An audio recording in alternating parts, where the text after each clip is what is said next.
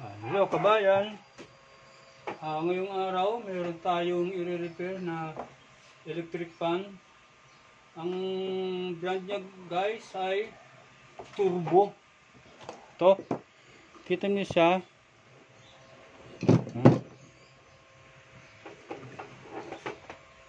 Lapit natin yung camera, yan. Yan yung kanyang brand guys, Turbo. Wala ako nakitang ibang pangalan niya. Basta yan lang nakalagay sa kanya, Turbo. Dinala to kaninang umaga nung may-ari. At sabi niya, hindi raw umiikot na. Huminto na lang siya. Kaya ngayon, itetest natin to kung bakit siya huminto. At kung ano yung dahilan kung bakit hindi na siya umikot. Ayan guys. Unahin natin itong ating cords. Ito. Titignan natin kung may putol siya o wala. Gagamit tayo ng tester. Ayan. Ibaba lang natin ng konti yung camera.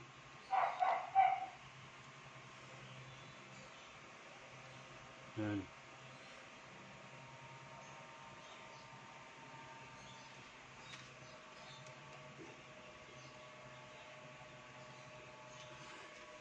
Ayan guys, kabayan, ito na yung ating itetest na una, itong kanyang cords, kung may putol o wala. Dito rin guys, malalaman din natin dito kung ang ating fuse ay pumutok na o busted na. Saka yung ating windings, malalaman din natin dito kung may putol o wala. Pag nagkaroon ito guys ng reading, ito, ang ibig sabihin yun guys, wala siyang putol, okay yung kanyang fuse, at okay din yung kanyang windings, no? Tapos noon, pag natest na natin yon, ang gagawin naman natin ay titingnan natin yung kanyang bushing at shafting at saka yung kanyang capacitor. Pero unahin muna natin to guys, Lagay lang natin sa times 10. Yan. Tignan natin kung may resistance. Yan, meron guys, kabayan. Ngayon, papagdikitin lang natin to. Lagay natin to sa dalawang terminal nitong ating cords, itong ating dalawang. Walang problema guys, maski magkabaliktad itong ating test rod. Ngayon, ang gagawin natin dito para malaman natin kung okay yung cords, okay yung fuse, okay yung windings, is siset natin siya guys sa number 1, number 2, saka number 3. Oras na magkaroon siya ng reading o gumalaw yung ating pointer, itong pointer na to ng ating tester, walang putol guys ang ating cords, tapos okay din yung ating fuse, and then yung ating windings. So guys, ilagay ko na sa number 1. Ayan. Ayan guys, nakita nyo gumalaw yung ating pointer. Yan. Tapos ilagay natin sa number 2. Subukan natin kung lahat gumagana, no? Number 2. Yan. Nakita nyo ba guys? Yan. Gumalaw yung ating, yan, number sa speed 2 yan. Ngayon lagay natin sa speed 3. Ayan. Naka speed 3 siya guys. Tignan natin kung may reading. Kung meron siyang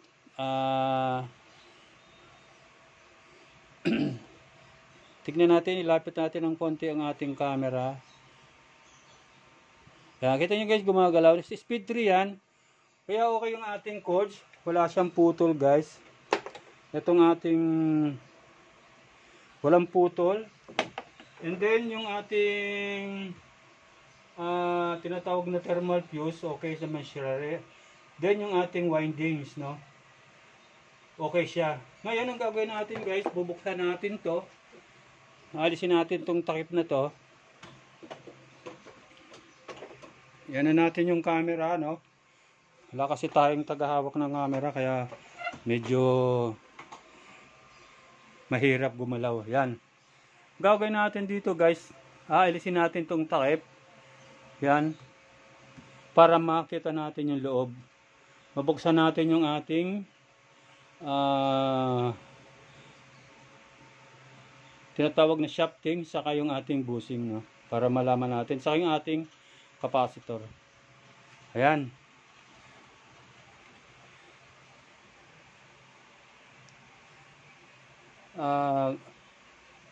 Bubuksan ko muna to, guys, tong ating ano na yan. Aalisin na natin, ha. And guys, natanggal na natin yung takip. Ito, tignan, ay dito, guys, medyo maganit siyang iikot, hindi siya freewheeling. Ayan. Ngayon, bubuksan natin to, tatanggalin natin tong LC para makita natin yung ating bushing saka yung ating shafting, ano.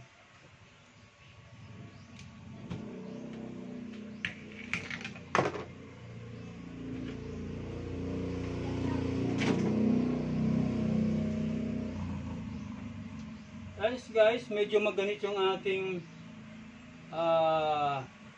shafting. Siguro medyo may dumi yung ating bushing sa yung sa ating shafting.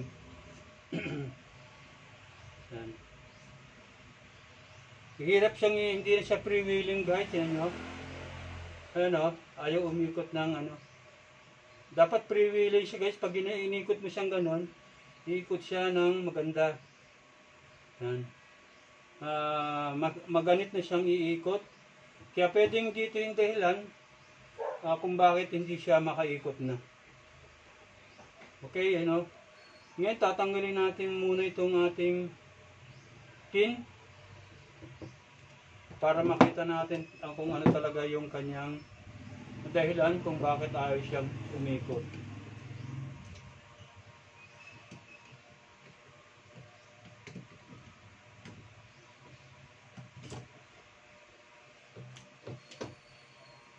Ngayon, bubuksan natin to. Itong tornilyo na to, aalisin natin yung tornilyo para mahugot natin tong ating bushing, shafting. Makita natin yung loob.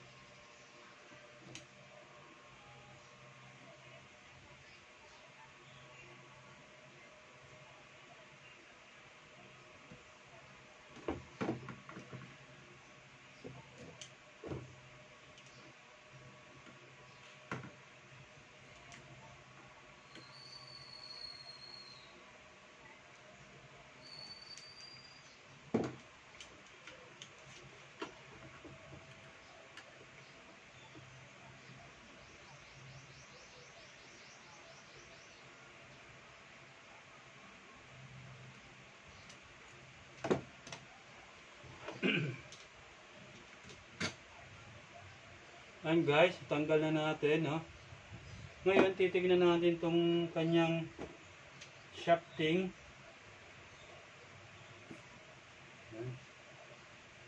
Kita nyo guys, tong ano, may dumi na siya. Ito yung doon sa ilalim, sa may gear, madumi na yung kanyang ano. Ito nyo ba? Kita nyo? Yan. Ito siya, madumi na. Ito yung lilinisin natin. Yan. Para umikot siya ng maganda uli. Saka yung loob ng bushing, guys, lilinisin din natin siya. Kabilaan yan. Dito. Lapit natin yung camera. And guys, yan o. Madumi na siya. Yun, saka siguro kulang na rin siya sa langis. Kaya dadagdagan natin yung langis niya. Para makaikot ng maganda yung ating hélice. Okay guys.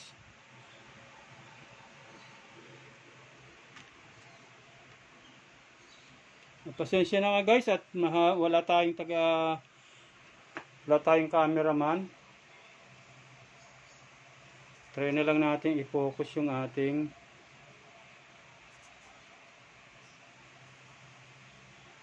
yun.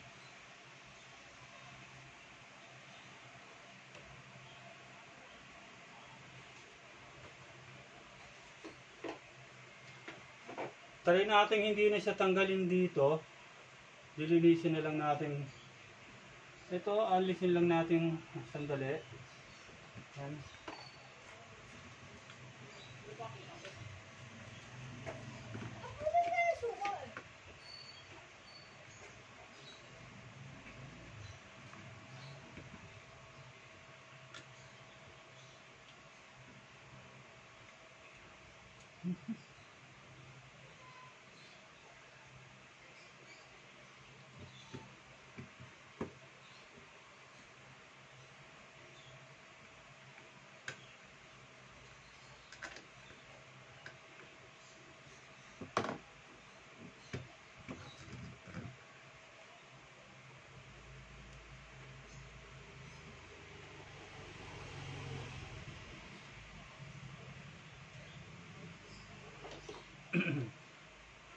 Kulang tayo ng basahan, no? Ito. Tapos lilinisin natin yung loob ng bushing nitong ano. Ito, lilinisin natin yung loob ng bushing. Pag malinis na siya, tapos ito na ring, ito guys, may malinis pa. Ito yung sa front, dito naka ano yung malapit sa hélice. Pero itong kanyang rotor, ayun guys, medyo may mga ano na. Tapos ito yung kanya dito, ito yung pinaka-ilalim niya. Ano siya, malagkit siya. Lilinisin din natin siya.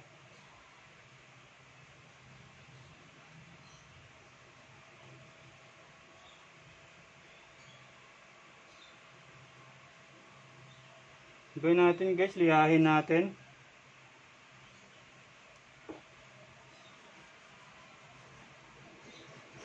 Ito kasi guys ang nagiging sakit ng ibang electric fan. Pag naubusan siya ng oil, dito nagkakaroon ng mga ano dito. Diyan parang naiipon diyan yung dumi saka yung oil na ano. Natutuyo yung oil saka yung dumi. Pag natuyo siya dahil mainit itong ating rotor, natuyo siya, didikit na rito yung shafting na, yung shafting na to, didikit na sa bushing, dun sa loob ng bushing. Kasi madumi na rin siya, yung bushing, yung loob.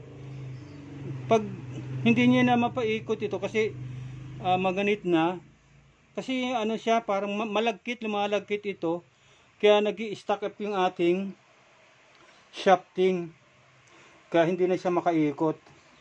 Kasi guys, dito sa shafting, dito nakakabit yung ating hélice ito. Yan.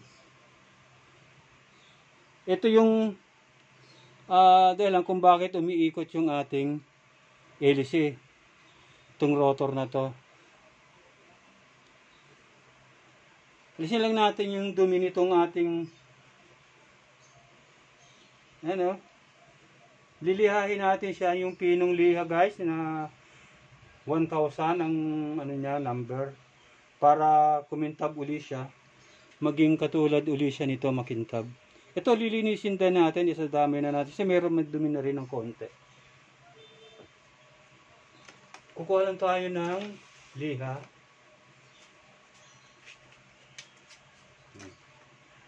Tapos, pag nakukuha tayo ng liha, ililihahin. Ito yung ililihahin na natin to pag ganito lang. Iikot-ikot lang natin dito. Nakita nyo guys, medyo makintab na siya. Lilihain lang natin siya para kuminis uli.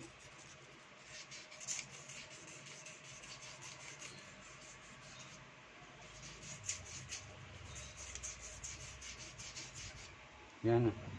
Yan, nakita nyo guys, makintab na rin siya, no?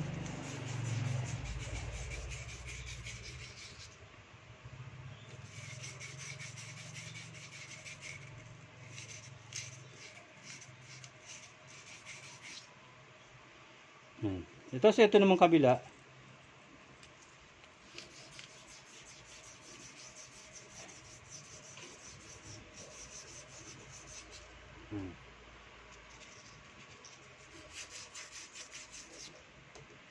Pupunasan lang natin ng tela.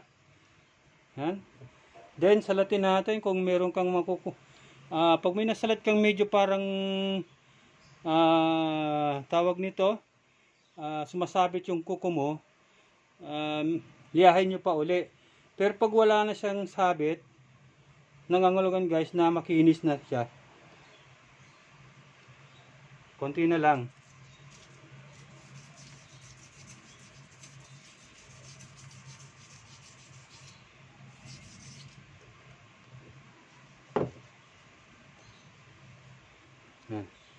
Yan guys, makinis na uli siya, no? Lilihain na, lilinisin na lang natin yung, kasi dito nakalagay yung busing na isa. Lilinisin natin yung busing. Tabi muna natin siya.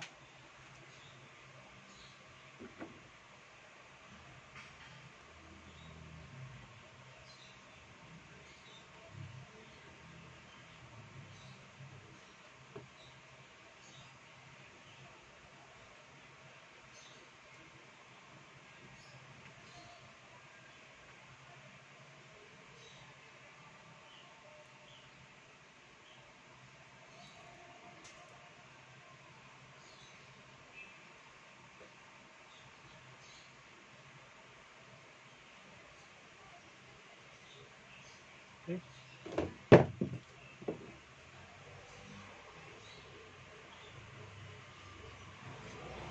Dahan-dahanin nyo lang guys na wag masugatan yung busing, no, yung loob. Kasi pag nasugatan yun, masisira na rin ang ating shafting.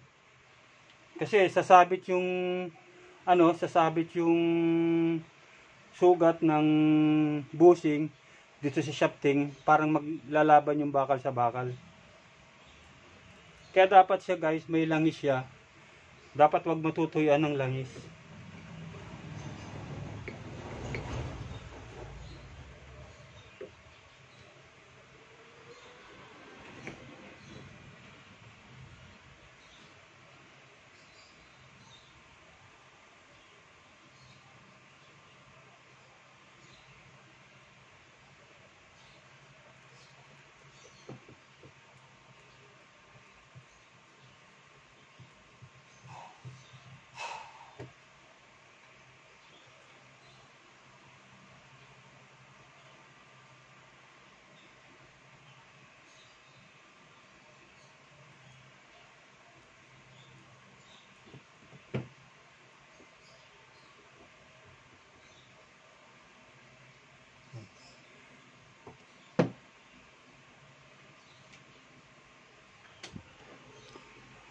And guys, malinis na rin yung loob ng ating busing to.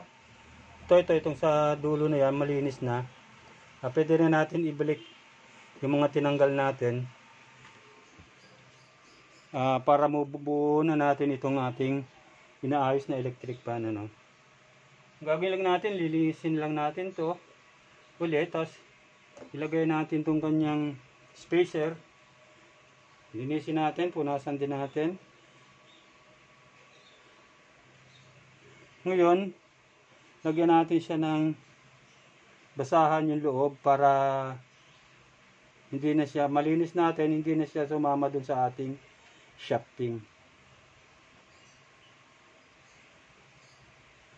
Kasi madumi na rin itong loob ng spacer niya. Ito.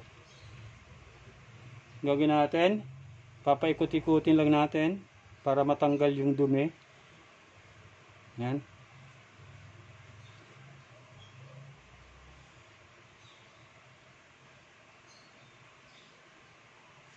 Yan. Balik na natin siya. Kung hindi nyo alam guys, yung pagbalik nito, o hindi nyo natandaan, picturean nyo para hindi nyo makalimutan. Ano? Para hindi nyo makalimutan kung baka mabaliktad nyo to, ay magkakaroon ng hindi magandang ano. Hindi magkakaroon ng magandang takbo yung ating shafting. Tapos itong kanyang spacer. Yan. Ngayon, pagbalik nito, lalagyan natin siya ng oil.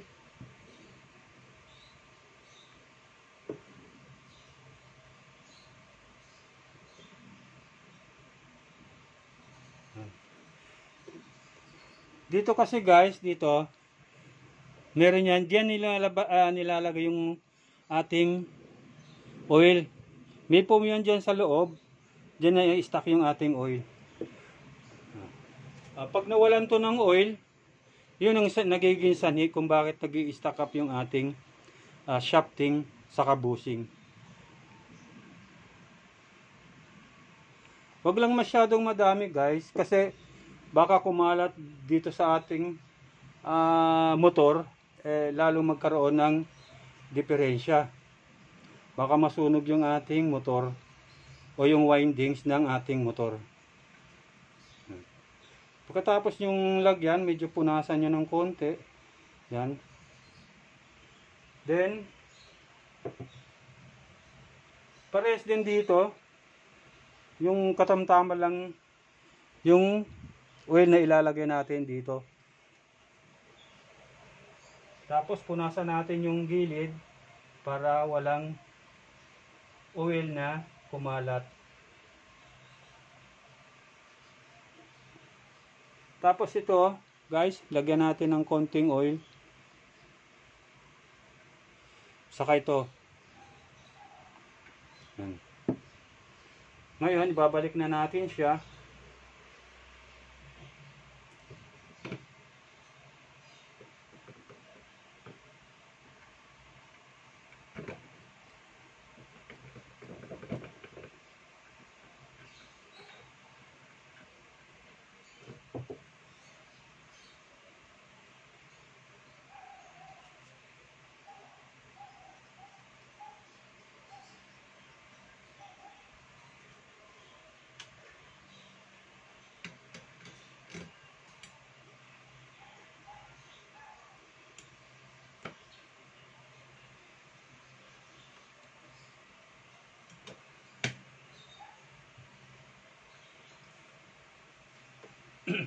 Ayun guys, nakita nyo? Ito. Freewheeling na siya. Kanina hindi siya umiikot ng ano yan. Oh. Pag ganun mo siya, ayaw umikot. Ngayon freewheeling na siya. Yan.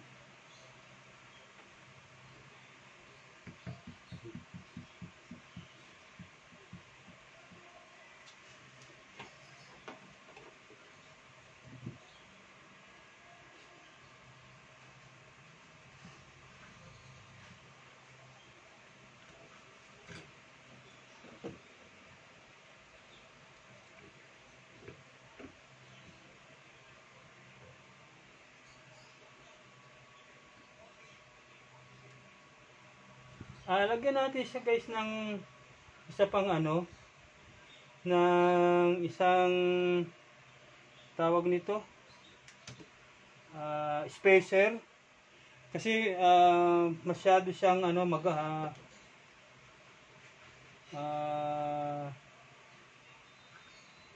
dapat konti lang yung angat niya guys. Yung pag inaangat mo siyang ano, dapat konti lang, hindi masyado. Ito malaki yung gap niya.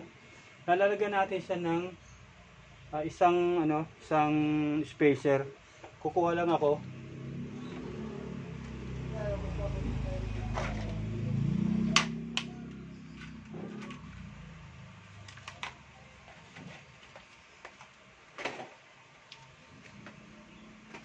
Guys, ito yung ilalagay natin spacer.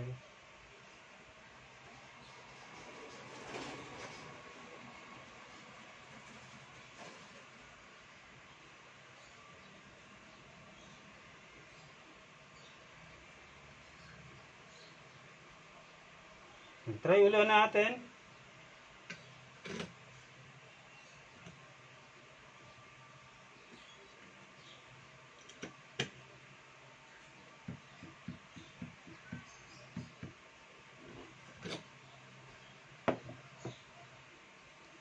Lagyan pa natin ng isa, no?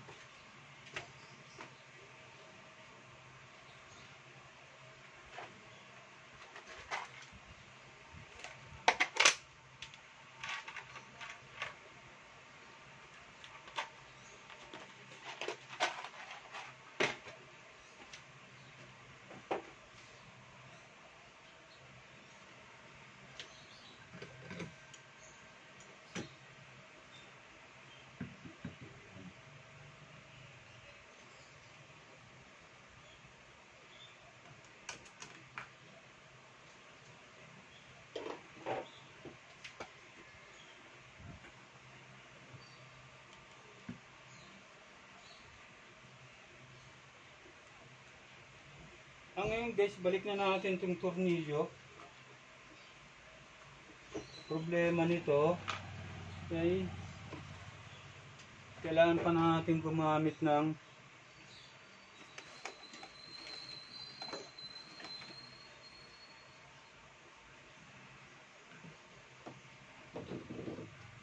wow. And guys, naibalik ko na yung 4 na tornilyo. Pati siya, itong takip niya. Yung 4 na tornilyo guys, naibalik ko na siya.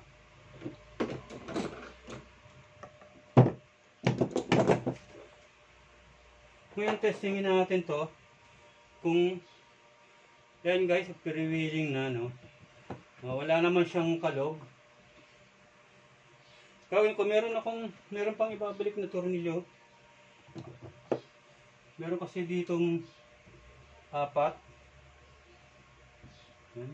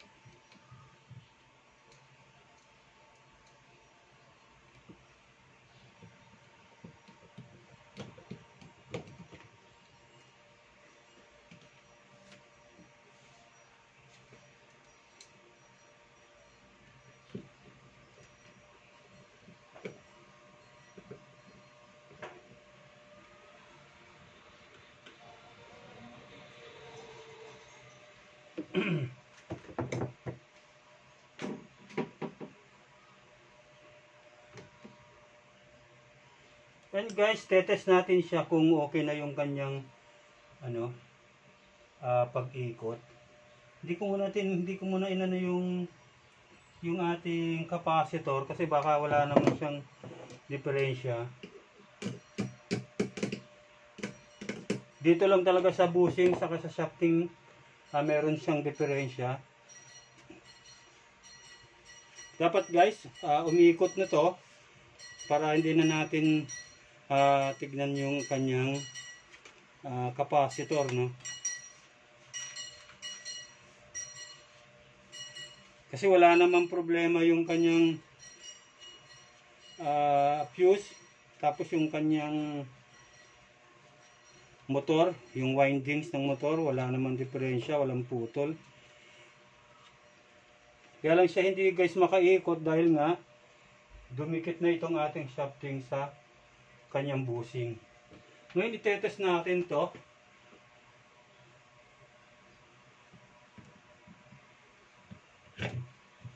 Dapat guys umikot siya.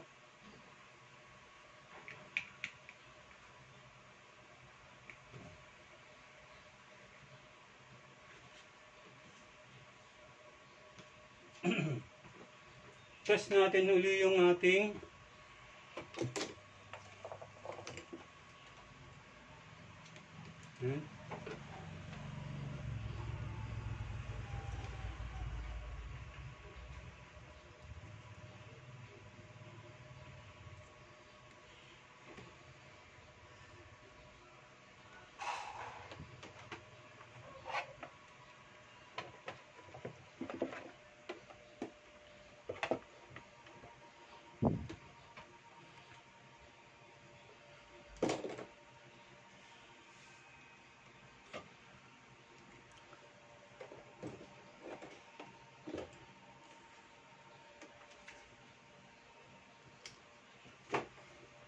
anyway, test muna natin tong ating uli cords.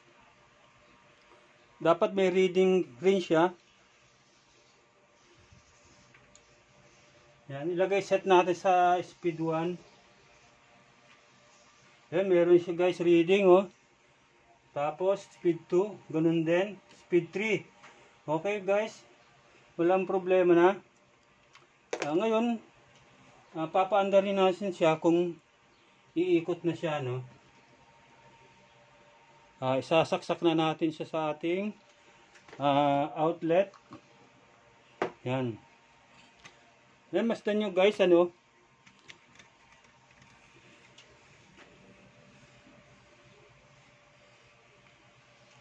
Ito na yan, kinabit ko na muna yung LC para matest natin siya kung okay na. Set natin sa speed 1.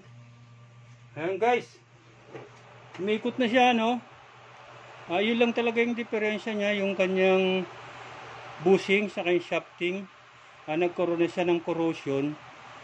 Dumikit na yung ating shafting sa bushing, kaya hindi na siya makaikot. Kasi yung bushing guys, na hindi dapat yun gumagalaw, naka-steady lang yun doon sa loob. Ang umiikot lang talaga guys, yung ating shafting. Pag umikot yung ating bushing sa kanyang shafting, magkakaroon ng diferensya na. Pwedeng lumuwag yung ating lock doon sa loob, saka yung ating bushing, baka gegewang yung ating shafting, kaya masisira yung ating pwedeng maputol yung ating LC kasi baka tumama doon sa ating mga sa takip niya. Kaya dapat yung bushing niya guys ay hindi gumagalaw. Steady lang yun doon sa loob. Ang gagawin talaga, iikot lang siya talaga yung ating shafting. Tulad nito, okay na. Lagay sa number 2. Ayan. Number 3. Yun. And guys, ano, okay na. Uli siya. Miikot na yung ating electric fan, yung ating LC, umiikot na ng maganda, pre-wheeling na siya. Ibabalik na natin yung takip na isa. Meron siyang bali 8 yatang screw na nakatakip dito, nakalagay dito sa takip. Wala naman tayong ibang ginalaw lang, yung ating lang yung ating lang bushing saka shafting ating ginalaw, nilinisan natin siya. Yung kanyang fuse hindi naman natin tinignan na kasi okay naman, sa kanyang windings okay naman, walang putol, pati yung kanyang cords, no. Ngayon gagawin natin, ibabalik na natin to.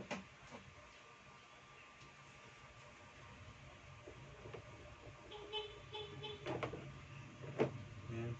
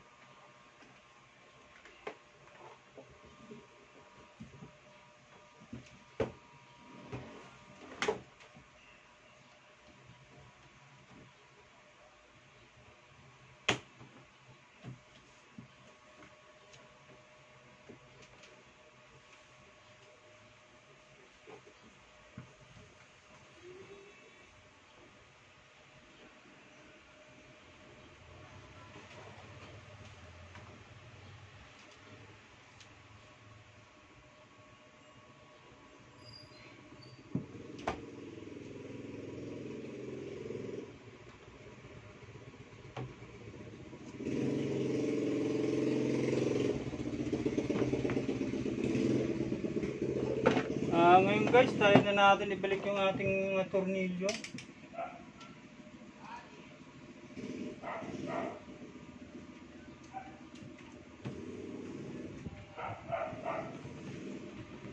Yun, okay naman yung mga butas.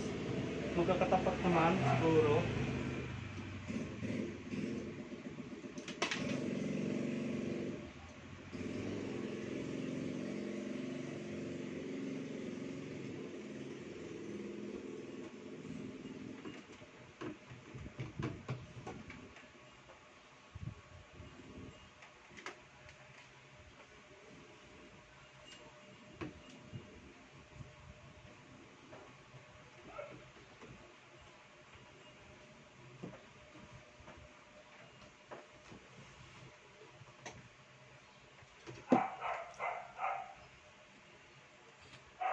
Kita nyo ba guys? Pasensya na ulit kasi wala talaga tayong tagahawak ng camera, no? Hindi ko makipakita sa inyo kung paano yung pagbalik ng mga tornilyo.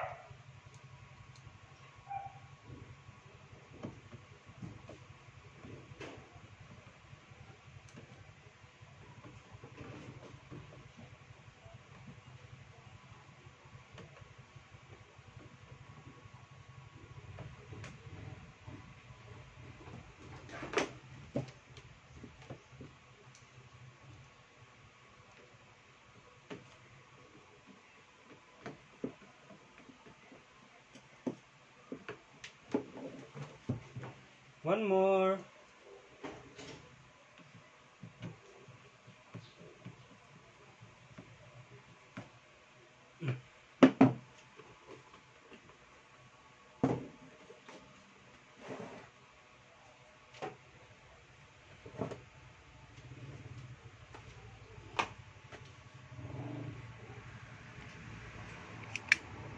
Yan guys, ito na ating finished product. Yan. Okay na siya. Nakabit ko na lahat. Ngayon, ipa-final test na lang natin siya. Pa-final test na lang natin. Uli. Titignan natin kung okay na talaga yung ating ginawa, no? Saksak na lang natin dito sa ating outlet. Yan. And guys, nakasaksak na siya. Ngayon, itry natin na i-on. Lagay natin sa speed 1. Nakita nyo guys, umikot na siya. Kalagay siya sa speed 1. Then, speed 2. Lagay natin sa speed 2. Yan. Ikot na rin siya. Then, speed 3. Yan. Yan, malakas na siya guys. Okay na. Okay naman yung ating naging trabaho dito. Sa electric pan na to, nagawa naman natin siyang mapaandar. Bago ko nga pala makalimutan, mga kabayan,